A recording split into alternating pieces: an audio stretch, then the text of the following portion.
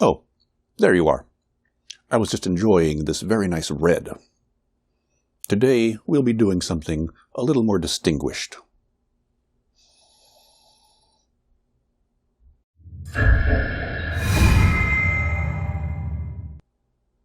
So I was shopping at my local home improvement superstore, and I found this.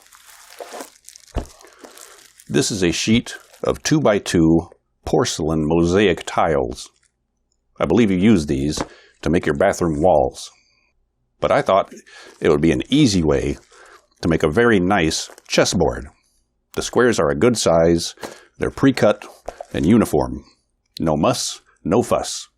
It would make a great gift for all of you weekend DIY regular human people. Now there are not enough squares on one sheet, so you will need two. I intend to take one of these sheets and paint it a darker color. Well, now hold on, you exclaim. Why don't you just buy a sheet of darker squares?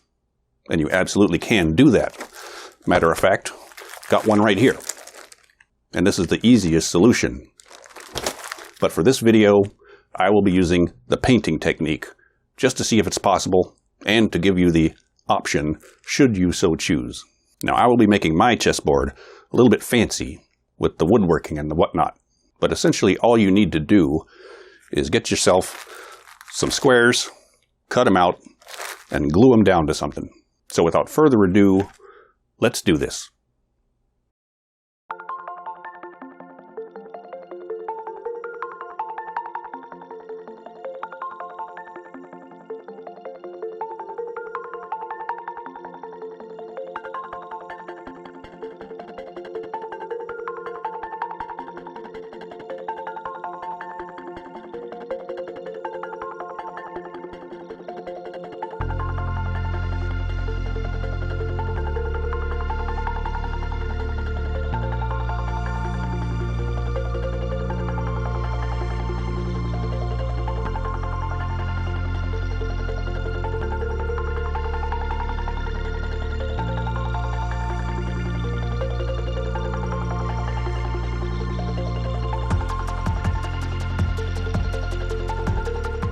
Two sheets of tiles give me enough squares for a board, with 8 left over.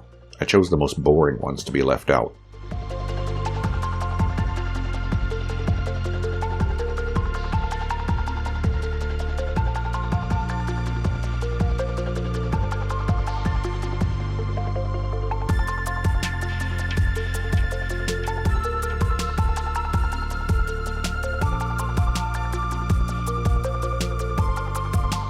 I'm sanding the bottom edges of the tiles to get rid of any residual cardboard and glue.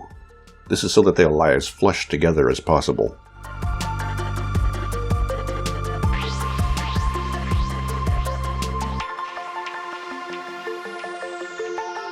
So you probably can't tell from this shot, but they don't lie as seamlessly together as I'd like. I've decided to put a slight gap between each piece. I'm thinking about 1/16 of an inch.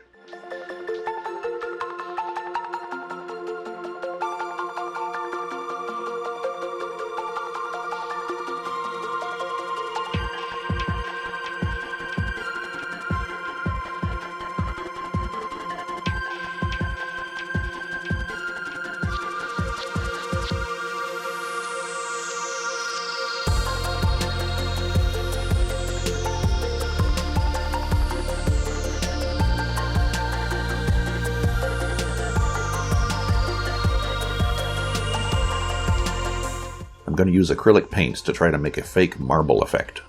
I watched a bunch of tutorials, so how hard can it be?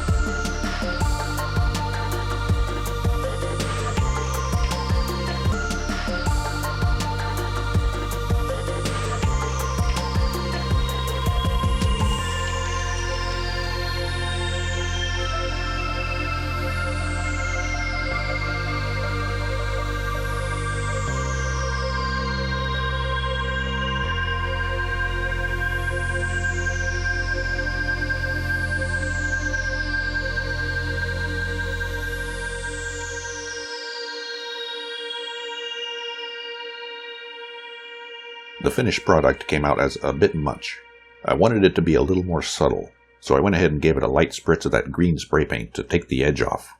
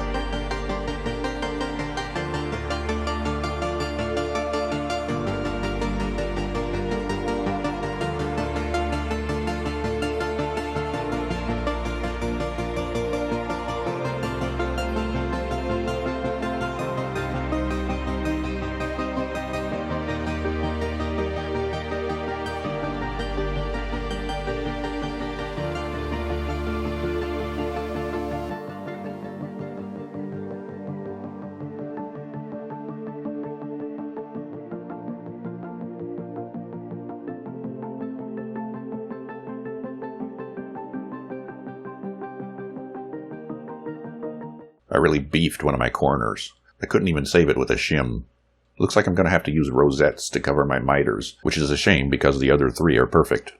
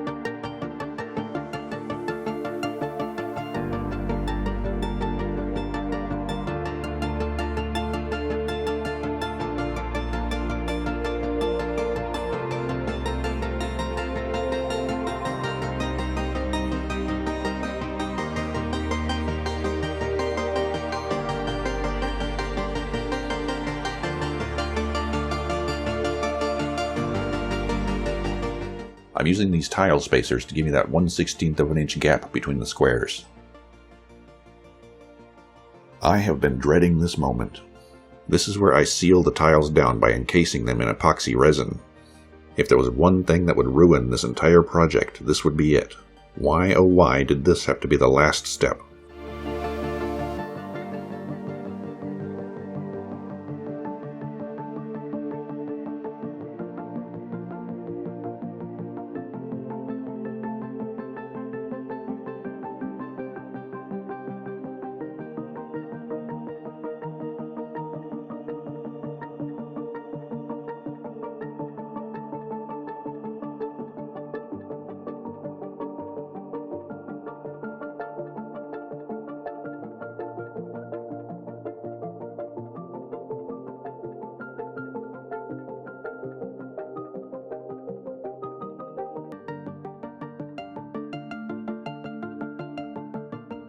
You know what? I think it worked. I had to babysit it for an hour popping bubbles with the blowtorch, but I think we're good.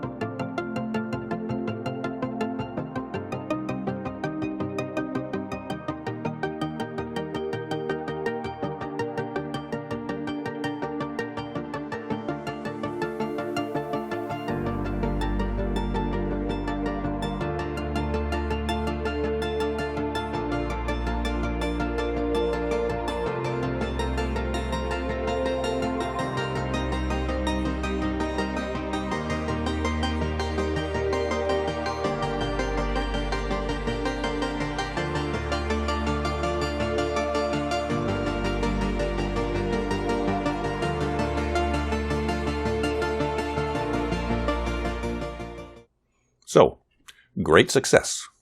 Using these tiles worked really well. Get a load of this happy accident.